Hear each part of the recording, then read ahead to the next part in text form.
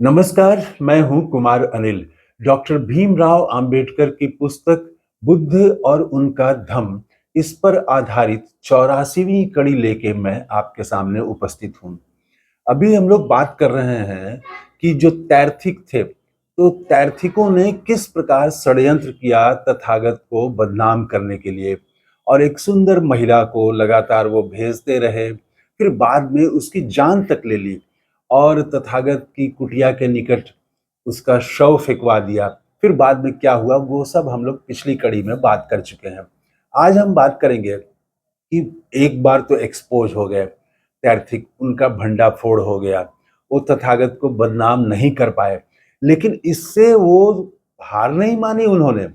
उसके बाद उन्होंने वो लगातार प्रयास करते रहे, पर बहुत परेशान थे।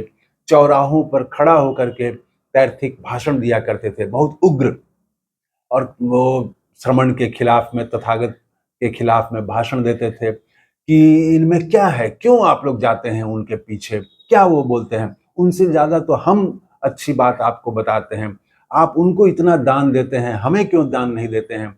आप उनको जितना दान देते हैं उतना ही दान हमको भी दीजिए। बहुत तरह के भाषण ऐसा वो दिया करते थे।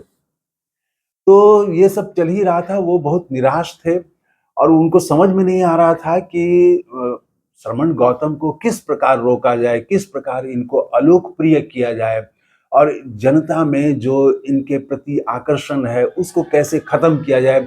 इसके लिए वो लगातार सोचते रहते थे। श्रावस्ती में ही उसी समय एक सुंदर महिला थी। वो फिर देखिए ब्राह्मण शब्द आ रहा है, वो ब्राह्मण परिव्राजिका थी।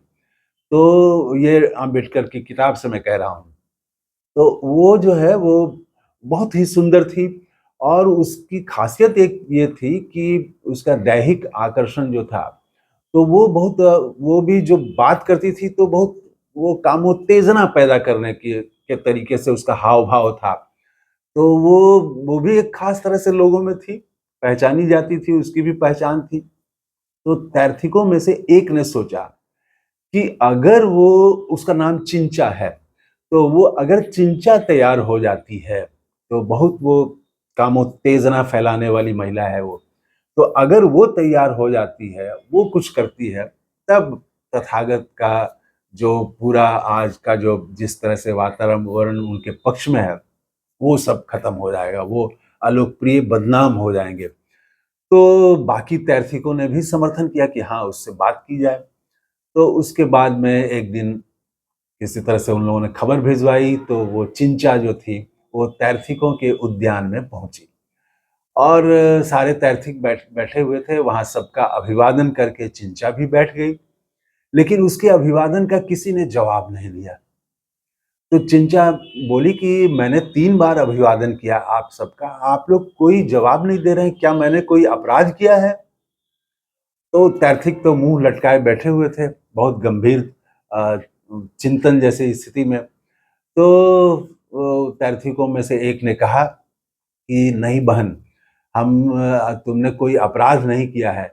हम बहुत परेशान हैं कि तुम देख रही हो कि श्रमण गौतम की कितनी लोकप्रियता है, और उनके कारण हमें लोगों ने पूछना बंद कर दिया है, हमें कितनी हानि हो रही है, कितना नुकसान हो रहा है, वो तुम देख रही हो। हमारा लोगों ने सम्मान करना बंद कर दिया है, दान देना हमें बंद कर दिया है, चंदा देना बंद कर दिया है। हम बहुत परेशान हैं।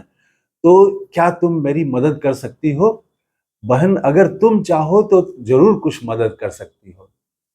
तो चिंचा बोली कि आप निश्चिंत रहिए, मैं आपकी मदद करूंगी, और जितनी आप जो आज लोकप्रियता देखते हैं वो धूल में मैं मिला दूंगी तथागत की सारी लोकप्रियता को। और इस तेवर में वो वहां से उठ के चली गई। उसके बाद उसने क्या किया?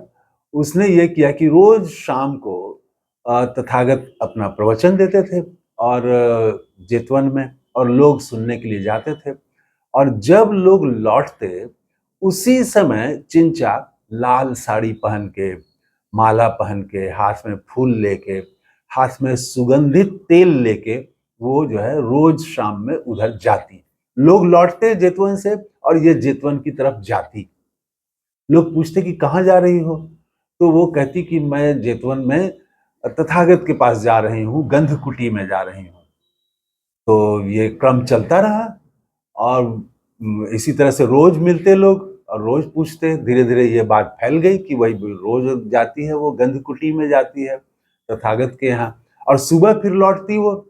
और सुबह लोग पूछते कि कहाँ थी रात में, तो कहती कि बुद्ध के साथ में थी, उन्हीं की कुटिया में थी।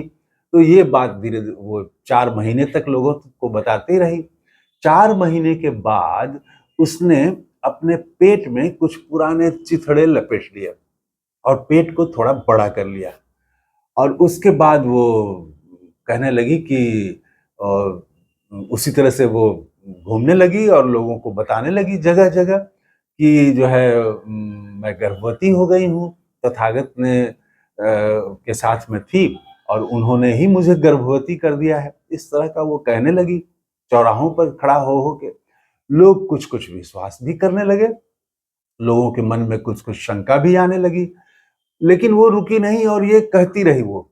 जब वो 4 महीने के बाद 9वां महीना आया, तो 9वें महीने में तथागत प्रवचन दे रहे थे और पूरी सभा में लोग, तमाम भिक्षु थे और जनपद के लोग थे, वरिष्ठ लोग थे, सम्मानित लोग थे।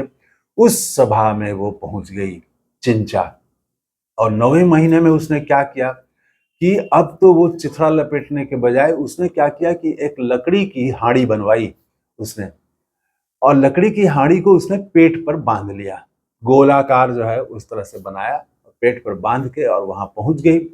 और वहां पर भरी सभा में वो जाके उसने कहा कि तथागत, आपके कारण आप आपके कारण आपने मुझे आपके आपके साथ सहवास करते हुए मैं गर्भवती हुई हूँ और अब मेरा 9वां महीना है ये और अंतिम समय है प्रसव काल का, लेकिन आपने मेरे लिए कोई व्यवस्था नहीं की है, प्रसव काल के लिए कोई स्थान निश्चित नहीं किया है, दवाइयों का और चीजों का कोई इंतजाम आपने नहीं किया है।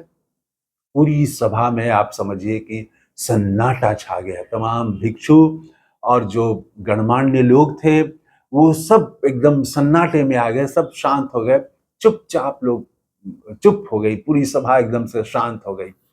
उसके बाद वो रुकी नहीं चिंचा, उसके बाद वो कहने लगी कि आपने कोई इंतजाम नहीं किया है, आप कम से कम किसी अपने भिक्षु को ही लगा दीजिए, अनाथ पिंडिक को लगा दीजिए और किसी और सेविका को लगा दीजिए, परिव्राजिका को लगा दीजिए किसी को, लेकिन आप तो किसी को मेरी सेवा में आप लगाइएगा, मेरे लिए आप कुछ देखिएगा, करिएगा, आपके कारण मैं गर्भवती हुई हूँ।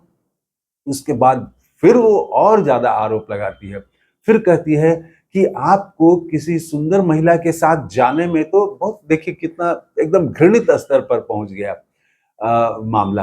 वो आपने वो सुंदर महिला तो आपको पसंद है, लेकिन आपको शिशु शिशु को आप देखना नहीं चाहते हैं, तो ये क्या कर रहे हैं आप।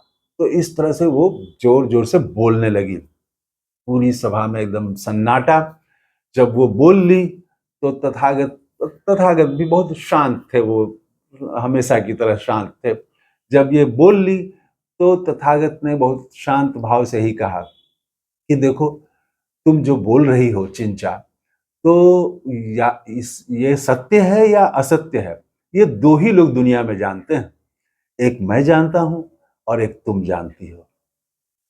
अब ये जो जवाब दिया तथागत ने कि तुम जो बोल रही हो वो सत्य है या असत्य है, ये दो ही लोग जानते हैं, या तो तुम जानती हो या मैं जानता हूं, ये जो कहा तथागत ने, तो चिंचा के लिए ये जवाब अप्रत्याशित था। चिंचा तो सोच के आई थी कि बुद्ध घबरा जाएंगे, कुछ हंगामा हो जाएगा, कुछ हो जाएगा। तो तथागत तो शांत रहते हुए जब उन्होंने इस तरह से कहा तो चिंचा नर्वस हो गई। वो अप्रत्याशित जवाब से वो नर्वस हो गई, उसको समझ में नहीं आया कि क्या करें। और ऐसी स्थिति में आदमी को खांसी आ जाती है कई बार, चिंचा को भी खांसी आ गई। तो वो खांसने लगी और खांसने से क्या हुआ कि जो बर्तन वो उसने लकड़ी का बर्तन एक बांध रखा था पेट में, वो नीचे गिर पड़ा। और नीचे गिर पड़ा तो सब लोगों ने देखा कि अरे ये तो लकड़ी का हांडी है जो ये पेट में बांधी हुई थी। अब तो समझ लीजिए कि फिर क्या हुआ, फिर चिंचा तो फिर पानी-पानी हो गई वहाँ और लोगों ने बोलना शुरू कर दिया और वहाँ से उसको बहुत ही लज्जित होकर के भागना पड़ा उस सभा से। तो तैर्थिकों का जो दूसरा षड्यंत्र था, इसमें भी वो विफल रहे। तथागत को कोई भी अच्छा काम अगर आप करें, वो चाहे राजनीति हो, वहाँ पर आप अच्छी बात करें, समाज की बात करें, संविधान की, गरीब की बात करें और सही बात आप करें, तो जो है वो आपको बदनाम करने वाले लोग आ जाएँगे।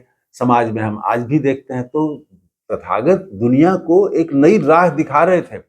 वो अंधविश्वासों से मुक्त कर रहे थे, स्वर्ग नरक के फेरे में लोग जो तरह-तरह का दान करते थे, पूजा करते थे, यज्ञ करते थे, हवन करते थे, ये सबसे अलग वो सिर्फ व्यवहार की बात कर रहे थे कि कैसे आप अच्छा विचार आपका विचार अच्छा हो, आपका कार्य अच्छा हो।